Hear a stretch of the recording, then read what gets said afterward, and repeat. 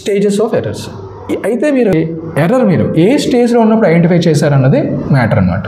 ఇక్కడ 3 స్టేజెస్ ఉంటాయన్నమాట. ఒకటి before preparation of trial balance, next after preparation of trial balance but before preparation of final accounts, next after preparation of final accounts. ఇలా 3 stages ఉంటాయి. Next rectification. ఇక rectification కాన్సెప్ట్కి వచ్చేసరికి ముందు మీరు దేని మీద ఫోకస్ చేయాలి?